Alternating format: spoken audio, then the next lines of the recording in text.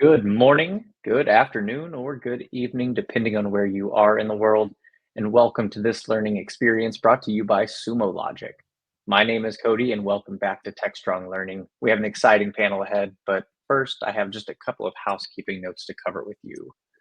We are recording today's session, so if you happen to miss any of our conversation, if you'd like to watch again at a later time, or if you'd like to share with your team, you will be receiving a copy of the recording via email shortly after we conclude this live session today. Now, if you'd like to talk with us, there are a couple of ways to do so. The first and the easiest option is the chat tab. You'll find that chat tab on the right side of your screen. And when you do, I'd like you to let us know from where in the world you're joining us. If you have specific questions for our speakers today, we do want you to submit those questions to the Q&A tab on the right side of your screen. Additionally, there are some handouts in that handouts tab if you'd like to jump over there and grab those real quick before we get things started. And before we close things out today, I will be giving away two $25 Amazon gift cards. So be sure to stick around till the very end to see if you're one of our lucky winners. So our topic today is Unearth or Harness the Power of Log Analytics for AWS. And today I'm joined by Greg Zemecki, Senior Technical Product Manager at Sumo Logic. And we're also joined by Michael Reardon, Senior PMM at Sumo Logic. So Greg and Michael, thank you both so much for joining us today on Techstrong Learning. Michael, do you want to dive us into what we have in store for today? Yes, thanks so much for introducing us, Cody. And I know Greg and I are very excited to be leading today's session on troubleshooting for AWS. So as a little primer on what we will be covering, we'll do a few intro slides if you're unfamiliar with Sumo Logic. In fact, we've done a few sessions actually throughout the year with Techstrong about AWS observability and troubleshooting.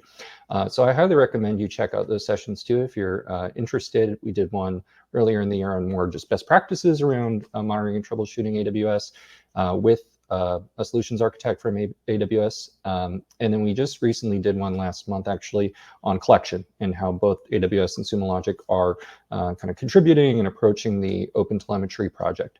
So I highly recommend you check both of those out if the topic is of interest to you. Following the introduction, we're going to cover some specific troubleshooting scenarios involving different AWS services and how you can leverage your logs to try and uncover the root cause of any operational performance issues. And we'll showcase sort of how you can do that within Sumo Logic. And Greg will be leading that part of the conversation today. We'll close out with a few customer case studies that I think illustrate some of what we'll be discussing today. And then if you have any questions, like Cody mentioned, feel free to place them in the chat. We will try to get them all. We'll batch them all up for the end to cover them. And yeah, so I'm really excited to be leading today's session. So to start off, digital transformation creates complexity. And I think just to simplify this slide, that raises questions about how to approach the, observability and how to approach kind of security and break down silos, have a unified view into your AWS environment, ensure your applications are running reliably and securely. And as we focus on sort of troubleshooting and observability, we at Sumo Logic definitely take sort of a log-centric approach to observability. You can monitor by leveraging your logs, metrics, traces, but to really try and dive into the bottom portion of that iceberg, to uncover the root cause, you're probably going to have to dive into the logs. So with that comes questions around, sort of log management and also log analytics. And that's what we'll be centering on today. And, at Sumo Logic, we've heard, different pain points from users in the past, just generally about log management and log analytics. There's so many logs that they may have to deal with, but so few answers.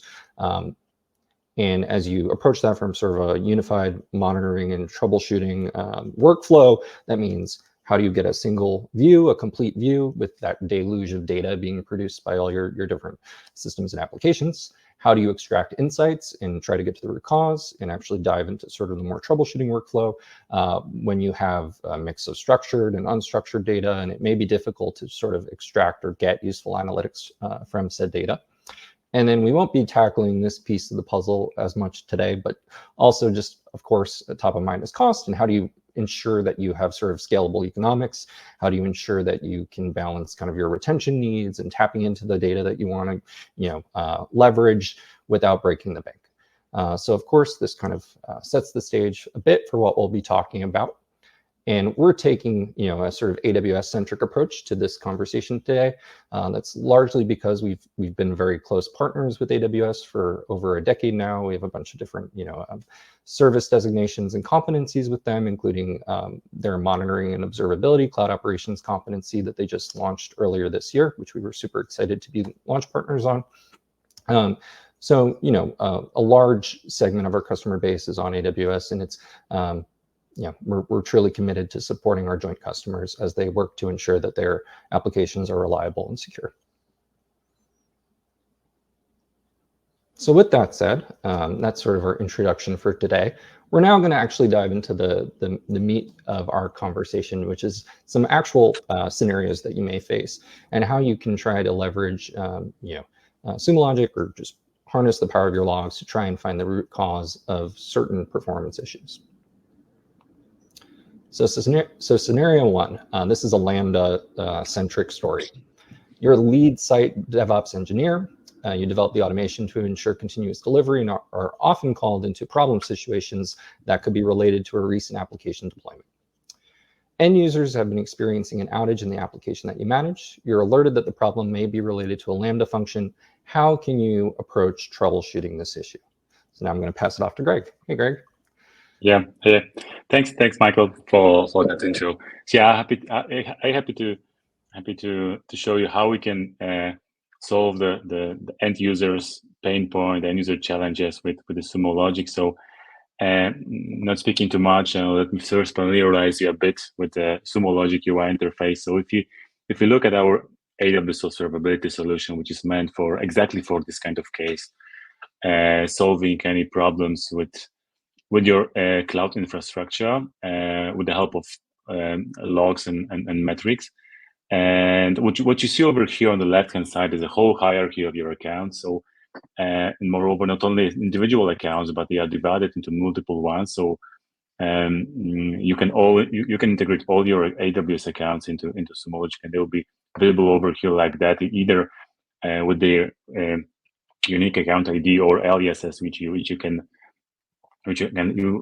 assign, like prod, dev, or staging environment. So this kind of overview, if you look at the production environment, for instance, so gives you like a 10 feet view, so kind of helicopter view on your whole infrastructure, with the most important information, like starting from incoming activity locations based on CloudTrail. Then moving on to your resource activities, based on divided into various services, and then we have most popular, I would say, most commonly used services. So application load balancer, classic load balancer, and then so on. So this kind of thing, like I say, helicopter view on your whole infrastructure, so you are able to see at with very few clicks, very few very few steps, and what's going on if there are any kind of challenges. So, but obviously, if we go one step below that, so we have our regions, obviously, and for regions we have also multiple panels over there. So that comes out of the box, right? You don't need to create those as well. So, and those kind of out of the box dashboards based on the panels, that they allow you to quickly identify the issues that we have in question, right? So apparently there is like problem with Lambda. So how we can troubleshoot and how we can identify these issues related to Lambda. So on the namespace list on the left, we go directly to Lambda. So it will be like very simple use case, just to like make you familiarize with our interface and what you can do about it, right? So and you already can see, like in the case of production level dashboards, you can see that the color location. So immediately you will be able to spot any suspicious activities, any increase in the number of connections, or connections from like I said, very mysterious area which you do not expect usually, right? So you will see like top IAM users using those Lambda functions, calling those Lambda functions. So if there is like any breach or something related to that, you can immediately see that, I don't know, the spike. And obviously all of those you can, based on all of those metrics, those panels, it's possibility to set up an alert, so you'll be automatically notified if there is like an issue. So obviously there is no need to refresh it or look at it like constantly. And yeah, moving on, the performance on the right hand side, you'll be able to see immediately the invocations of your functions and durations of all of your functions, right? And errors and throttling, and obviously what more you'll be able to see as well, the comparison of today's activity versus yesterday and versus last week. So immediately any deviations from regular day, right? So obviously there are some scenarios like Christmas or the kind of events where you expect some deviations, but other than that, you can compare week by week, day by day, those different dimensions like invocation, durations, throttling, yeah. And moving on, now we're going to the use case, right? So what is tracking over here, like this enormous number of errors, right? So obviously one thing can be like, okay, the extended duration of the function execution, too big like memory usage, but yeah, overall here we see there's like enormous number of failures, right? And actually the top errors message is related to the function get billing info. Like again, this is like out of the box, you get this information straight ahead. And so there are like plenty of those. So there's over 700 such errors related to this function name, and the error message says there is like something wrong with authentication. So like invalid credentials over there, right? So again, this panel down below it's indicating the same, right? So number of failed requests for this get billing info. So failed is like this light blue color. So the number is like enormously big. So that's huge. So again, let us now if we already identified the potential function that is causing the problem. So let's go there and filter out only the telemetry related to that particular function name. So yeah, let's do it like that. Yeah, and then let's focus on most frequent function operations. So there are 4, right? So invoke. Okay, invoking shouldn't ring a bell, right? It's basically invoking like if there will be like too big number of invocation, right? Okay, that might suggest something, but obviously it might be a bigger usage or something like that. List functions, okay, no worries. But there are 2, I would say, events that might be suspicious, and there might be something that might be okay. Might be worth to check those, right? So update function codes, update function configuration. So let's go straight to the source, right? So those panels are based on logs.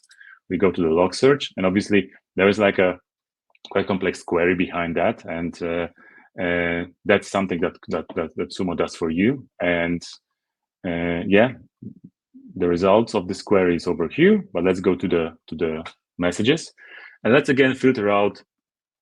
And because now we have 16 pages, right? So every single log entry related to function execution is there. So let's go for this event name, and let's go for update function configuration, right? So let's pick one of those, and yeah, let's wait until you can see that there is like an additional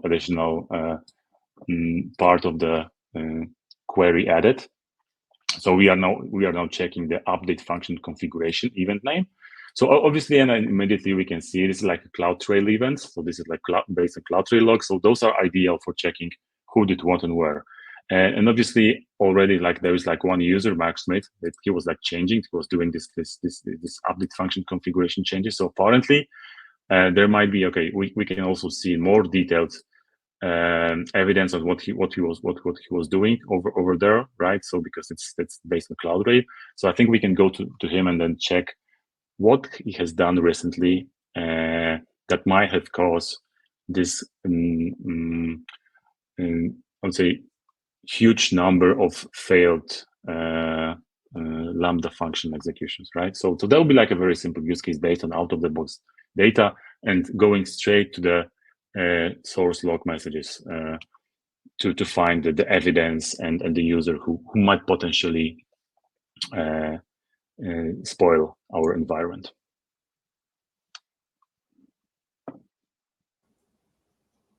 All right. So moving on to the Thanks, Greg. to the next one. Yeah, let's dive into the next one.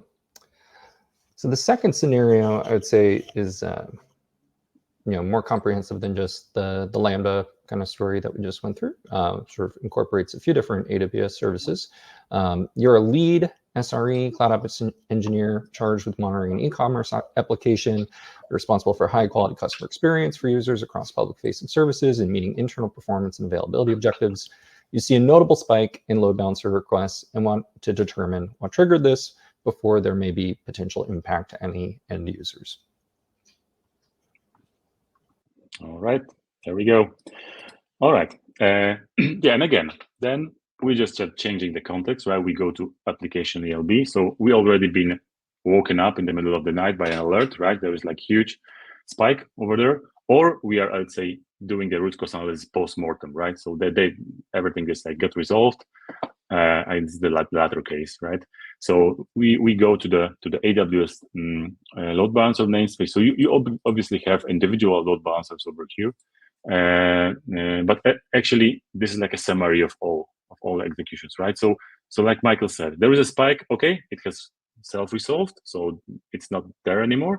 But we are curious what happened there, right? So just caused this big spike. And then let's go over here. Let's enlarge it. Okay, and then we can see that this happened right around 2:35 at night. So if we click over there on the chart, we'll have like additional window over here, and we can see the panel with entities. So there are more KPIs seen over there. You see there is like alert over there related to that. And then, as this is like more complex scenario, and we don't have a kind of clue where to go from there, right? Obviously, we can have some domain knowledge, like based from experience, but okay, we get a tool to solve the problem for us, right? You bought Sumo Logic to do that for you, right? So then what we do, we have like a very nice tool for that. So it gets root cause explorer, right? So then we go there. Let me go over there, and we see the same spike. So that has been noted by the root cause explorer, right? So if we click over here, we have basically the same information passed with a kind of a bit differently. So obviously, again, the same metrics. So HTTP code 5x6. So the count of those error codes is like it's huge. Again, comparison to last day and last week, yeah, for basically for comparison, for making those kind of comparing to previous weeks and days, obviously, and there it has been noted that there was like a large drift for 20 minutes, right? So drift meaning like how far from regular numbers, or how far from regular situation we are, right? So there is like huge drift noted for 20 minutes. Yeah, but what next? Obviously, there are some filters over there, so which is likely are limited to load balancer. So let's perhaps remove the load as well. But yeah, let's remove the load balancer over here, and because we would like to extend, I would say, our search scope. So that let's move it. Let's remove it, and then we have more bubbles, right? So okay, the wider they are, the longer there were problems with particular service, and the higher they are, the biggest drift there were, right? So obviously there was like huge drift from the regular, let's say, metrics value, but still it's like 1000%, so it's like 10 times more than usual, right? So still, what we can observe over here that those kind of couple of events, they are quite close to each other, so they might be related. Okay, let's perhaps see those kind of regular ones. This like post one, this pre one. So okay, that might be not necessarily related to that. There was some lambda resource error, but obviously let me focus your attention on those two bubbles, right? So those have happened just before that, and this one just happened just before, and actually they're overlapping. So if we go over there, we can select EC2 instance. Yeah. So then another bubble is saying, okay, there's been some bottleneck reported on the EC2 instance, and there are actually 4 EC2 instances for which this problem has been noticed. And again, the metrics for that was like average load for 1 minute, right? Was too high. It drifted like 912%, right? So that's huge again. Okay, that's first. Then we have also DynamoDB table. So there was like probably related event to that from related to DynamoDB, right? So again, we have the confirmation that there was like a read throttle events metric, and which has like reached almost like 100. So it was like 92. And the drift, the calculated drift like was like over 900%, right? So okay, let's examine that. So probably that issue can be probably related. And okay, let's go to the DynamoDB. Let's go to the entities once again, and then let's pivot once again to entity. So let's make a step back to our entity, right? We started with Explore, and we are ending up in Explore again. So we go to entity, to the Explore, and obviously the context is preserved, right? So we are still in the same time frame. So we are browsing now, looking at the panels and at the dashboards for DynamoDB in that context, right? So like you said, everything is like happening at around 2 a.m. And there are multiple dashboards as well, right? So okay, there's capacity plan, there's latency and errors. You can check that, whether there is like some suspicious stuff. There's like threat intel for more like security events, and there are like events. And events again, they are based on CloudTrail. So again, we are looking for kind of suspicious evidence, or there are like any changes to the database, right? So so there's been some actions on the DynamoDB that potentially could cause the problems. Okay, so there are like 2 errors over there, right? So we can see over there again from the logs if there are like anything that was wearing. Okay, there were like 2 validation errors. Okay, but this provision throughput write capacity failed. So okay, actually it's an error, but it's like saying, okay, the validation, okay, this has failed. So probably that's not a reason for that. But if we go, let's say again to the toppers, that we've been through, or actually basically those 2 errors are strictly related to those log entries. And if we go to all table events again, we see some actions that were performed on the database by some users. And so okay, if update has failed, so obviously there was like the validation worked fine, so it didn't allow users to provision -1. That's fine. Then we can move on to the other events which were successful, probably, right? So if it's not resulted in an error, there are some successful events. So yeah, there are a couple of ones. So there are like update tables, delete tables. Okay, that's like something that might be also disturbing. There are no tables created, but if we go, let's say, to the root of those messages, right? To the we might be able to examine more, right? Because those panels might not show all the information that you need for troubleshooting. Okay, so we're gonna go to the open up the log message, and again the query behind that. Okay, just let me let it roll. It should not be so slow, but anyway.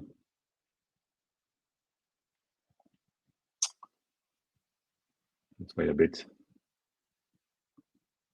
All right. Yeah. Okay. Cool. Then you can we can see the same panel. And okay, go over here and again make the same.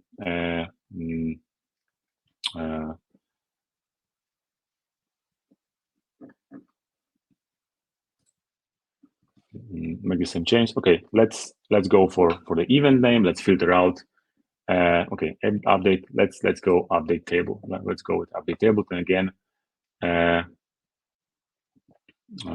New, I would say, part of the query has been added, right? So, and then we can examine also the update operations of the table, right? So, again, if we'll find something suspicious, for instance, if we look at provision throughput, hey, there are some provision throughputs over there that might be potentially the problems. Okay, update tables. There are some red capacity units. We can see who could potentially make that based on audit trail, right? So okay, there was like Ankit, so there was like guy who was like making the change. So there might be potential change caused by this user. So there were limited number of capacity units, or whatever it may indicate that there was like limited capacity provision to the database that caused some bottleneck, which caused those EC2 problem, as there were like more requests that could not be served, and then there were like multiple 5xx reasons, right? So you can trail the whole story and find the root cause with obviously root cause explorer tool. All right, so that would complement the scenario number 2. Great. Let's now dive into our third and final scenario. So I would say, the first scenario was very Lambda-centric. The second one was kind of, seeing all the interdependencies among these various services and diving into the root cause. This last one will, I guess, uncover a bit more around our log analytics capabilities, how to, leverage our query language, dive in and try and drill into the details to determine, what may have happened, and uncover the root cause of any incidents. So this third scenario, after a recent code push, you start receiving complaints from users saying they can't upload new images, which is mission critical functionality. So fixing it is top priority. Where do you start? The breakage could be in your custom application code, Apache, your EC2 instance, your S3 bucket, or even third-party libraries that you're using.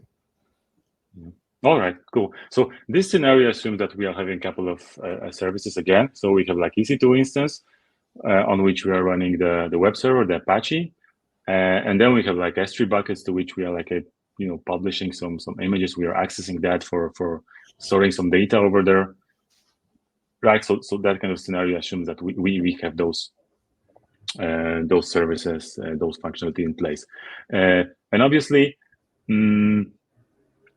Yeah, obviously, if there is like anything, wrong happening, right? So in this scenario, right, we are having a problem with image upload, right? So without a centralized solution, what you would need to do is like log in individually to the machines, to the EC2 machines, and obviously, if your application is scalable, you will have like more and more EC2. So logging into each individually, logging to checking the S3 access logs, and again looking at web server logs again.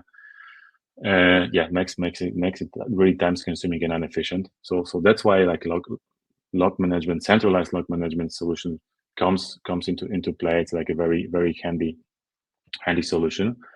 So how we would start, right? So we have all logs in one place. So how we would start? We would start simply by, hey, let's put like a simplest, I would say, query that we could think of. It's like go for error, like show me the error, right? And that's it. So obviously, you get like probably multitudes, also a huge number of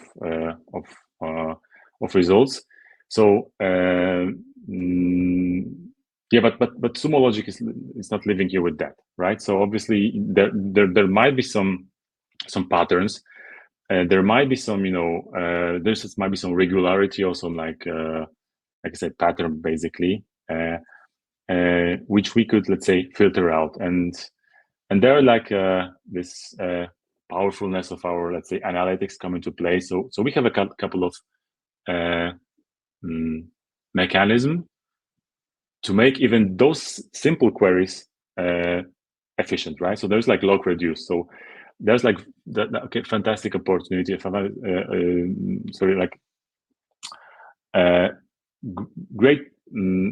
Great tool for extracting or reducing the noise. Actually, it's what it does is like it's comparing the patterns across multiple logs, counting them, and then measuring kind of relevance, so importance level. So if there like any log message, any error message, which is like very it's occurring a lot, right? So and there are like only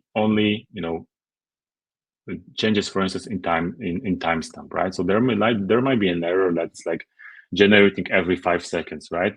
And it makes you a lot of noise, right? So this log reduce is exactly for those kind of cases, right? So it aggregates those kind of entries and additionally marks it with relevant, whether this is like relevant error or not, or just like look at others, right? So we just like group those log events and just like reduce the noise and help you out. And with that, you can already limit your area of say research of your forensic analysis, right? So then let's assume, okay, based on that, you've been able to again limit your research or your forensic analysis to some connectivity issues, right? So yeah, let's assume there is like some again connectivity issues, and then there are like multiple errors thrown which you found there, right? So, but the log reduce has filtered out the crap, right? The unimportant messages, and you've seen some errors related to connectivity, right? So basically, based also on your own knowledge, you're now a user who is like much more familiar with Sumo, right? You've been on panels, you know how to build the query, so you are trying up to come up, you're coming up with Sumo queries, right? So here what you are doing is basically out of logs, right? This is not metrics; those are logs, purely logs. So you get the S3 logs, you get the Apache logs, you parse it, right? So you extract status code, which is like the status codes, which is like greater than 100. You time slice them with 1 minute, you count them, and just like make this kind of beautiful chart, and which you can see how the what were the error codes and how they were appearing, along the way, and how they are sliced every minute. So we see the increasing number of 403, right? 403. So again, what we can do now, we've already found out. Let's go deeper into S3 logs, right? So let's take this 403 now, right? Let's take the 403 and go into S3 logs, right? So because there might be some connectivity to S3 problems, right? So then again, we limit our research to S3. So because source category is S3, then we again parsing status code, and we are looking for log entries wherever status code is 403, right? And okay, then we have like a response for the following response. So we see the individual log messages saying about invalid access key. Okay, there might be some, looks like there is like a problem with authentication, right? So invalid access key, that rings a bell. There was some authentication problem. Okay, let's move on and troubleshoot further. Again, let's take this invalid access ID. So again, we're making another step. We are taking this invalid access key ID. It's not been there forever. So let's see how, again, this will appears along the way, right? So again, we are going through S3 logs. We are looking for this invalid access key ID. We again slice it, and again we use one of our Sumo functions, which is called outlier. So which basically draws you a I would say area for which we somehow expect that the value can be in. But again, we see that there is like a one outlier, or actually two outliers that are indicating that there might be something wrong over there, right? So the spike is like saying obviously that there is like a not expected number of invalid of log entries with invalid access key ID. What we can do next, right? We are basically going to find relevant events in CloudRail.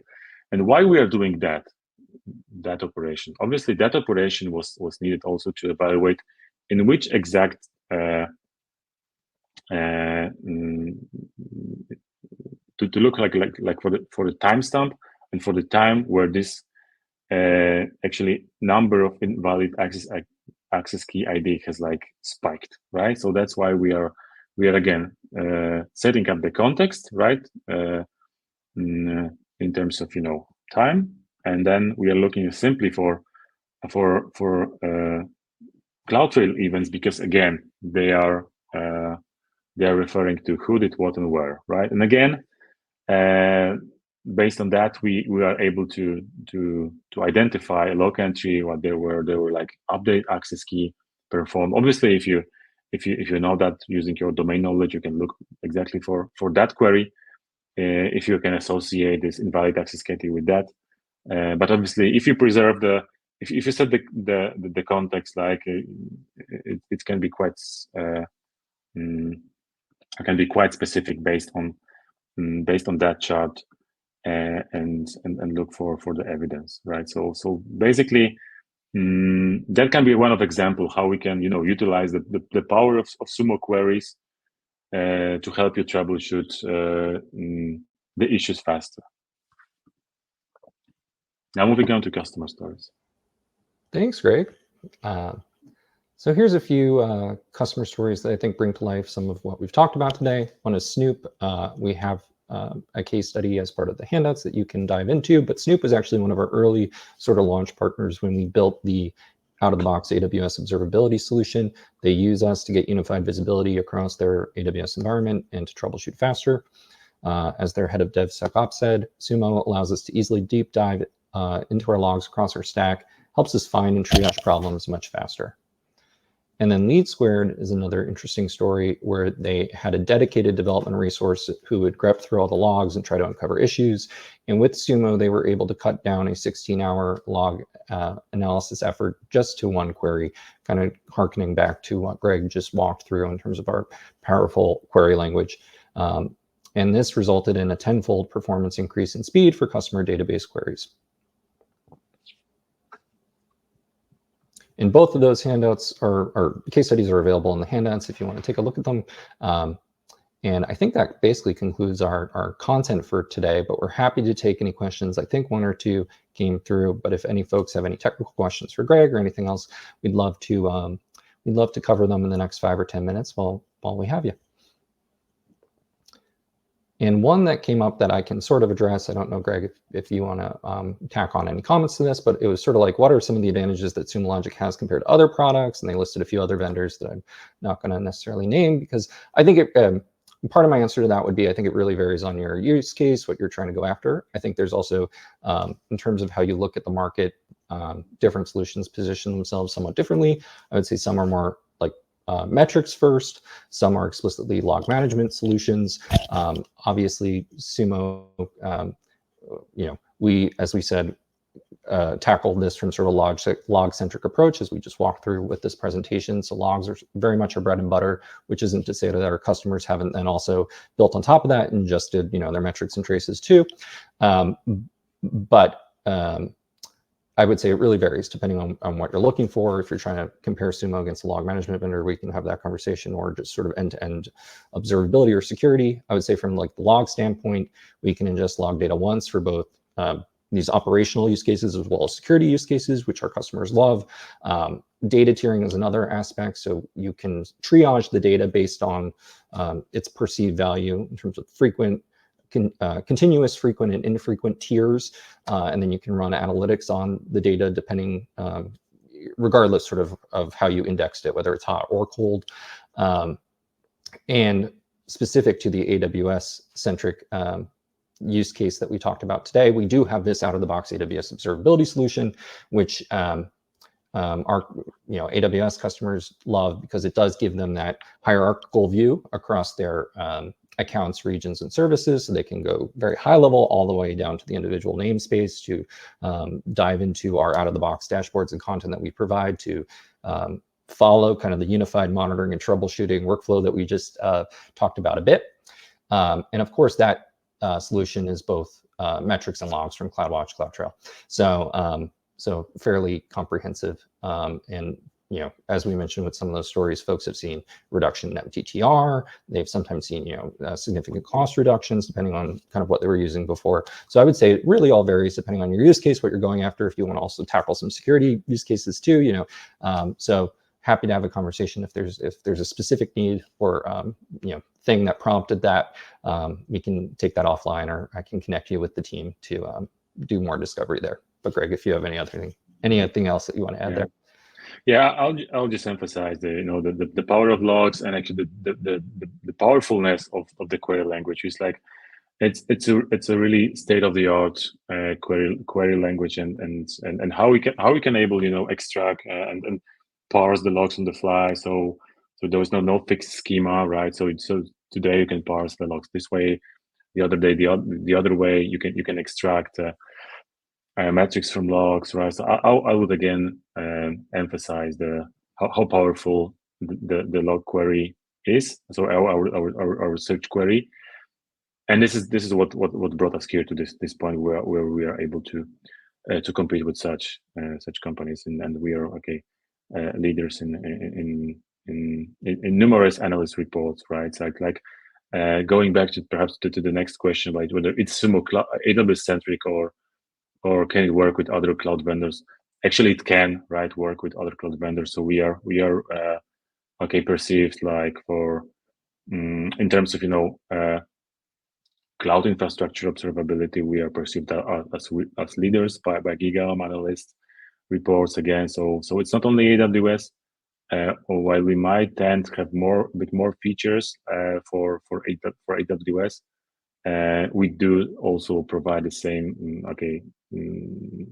query language and dashboards and panels and marketplace for our applications and out of the box, including out of the box panels and monitors which we can use, and we have also automated way of deploying the collection from all the cloud providers. So it's not only AWS centric. We do support all three major cloud providers, so AWS, Azure, and GCP. But obviously, due to our long-term relation with AWS, competency recently gained competencies with cloud operations competency. That's why we have focused on that cloud provider and those scenario based on AWS.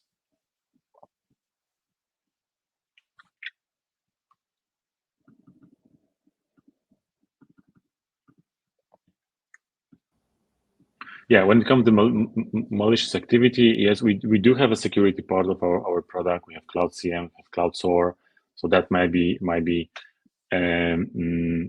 tackled by those part of the product. But I'm saying openly, I'm not an expert in security, but obviously, security and observability, there are two pillars, right, of Sumo Logic. So with high confidence, I can say yes, but for more details, you would need to check out our website, or just drop us some email, or we can also create a free trial account and play around with with your sandbox as well. So yeah, the answer is yes, but to which extent I'm not able to cover that today. Yes, unfortunately, neither of us are security experts, but yeah, happy to follow up with you if there's any particular questions that you have on the security side, and we can try to route you to the right folks. And I know we've been almost 45 minutes, so if folks have any other questions, feel free to chime in. Otherwise, I think we've covered most of what's come through.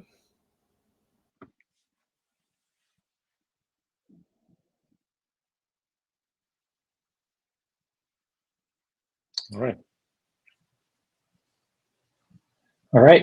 Well, I don't want to cut off our Q&A just yet, so I do want to give our audience another minute or so to send in any questions they may have.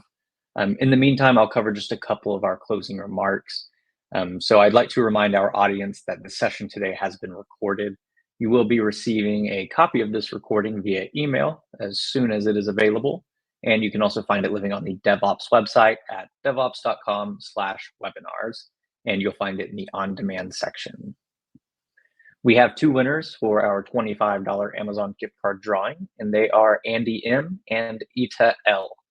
So to both of our winners, keep an eye out for an email from myself. I'll be reaching out to distribute this gift card to you. If you don't happen to see an email from me, check your spam folder on the off case that it is filtered out, because you will not want to miss out on this free money.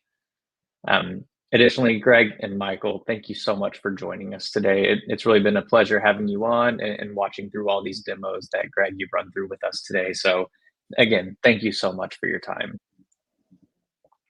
Thanks for having us here. Yes, thank you so much. Awesome. I'd like to, before we close out, give a shout out to Sumo Logic for sponsoring our program today and providing those additional resources there in the handout section. And before you leave, there is pinned to the top of the chat a link to our post-webinar survey.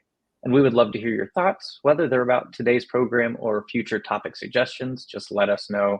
We would love to hear from you. Either way, we do hope to see everyone at a future Techstrong Learning Experience. Have a great rest of your day, everyone. And you may now disconnect. Greg and Michael, thank you so much. Thank you, everyone. Thank you, Cody. Thank you. Bye-bye.